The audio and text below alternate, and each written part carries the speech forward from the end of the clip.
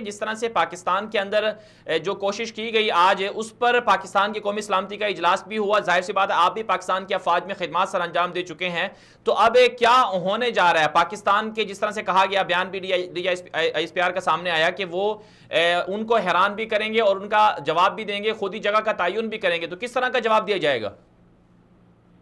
देखें, ये तो ऑफ कोर्स पहला तो मिलिट्री रिस्पांस होती है, जो रात को ही जब ये 3 बज के कुछ मिनटों पे अंदर दाखिल हुए और 4-5 किलोमीटर अंदर आके इन्होंने वो गोले फायर किए। आजकल जहाजों में ये कैपेबिलिटी होती है कि वो गोला फायर करके तो वो 50 किलोमीटर 100 किलोमीटर दूर तक भी आप देख भी नहीं सकते। रात को आपने उसके कोऑर्डिनेट लगा के फायर कर देते हैं और ये 3-4 मिनटों में पीछे हो गए अपनी तरफ।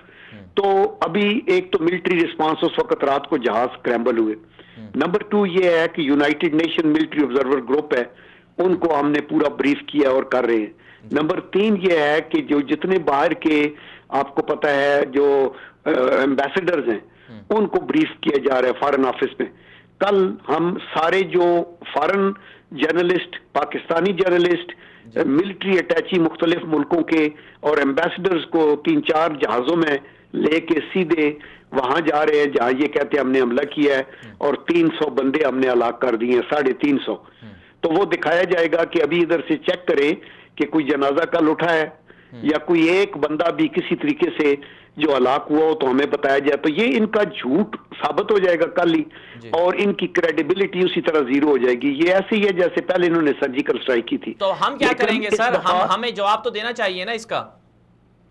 नहीं, जवाब देना ये नहीं जरूरी। देखिए, आपकी तरफ वो पत्थर मारा है तो उसी वक्त आप उसकी तरफ पत्थर मारेंगे तो वो आगे तैयार होगा उस पत्थर को लेने के लिए। उसने अपना टाइम चुना है और उसने अपने टारगेट चुना है। हमें भी अपना टाइम चुनना होगा और अपना टारगेट चुनना होगा।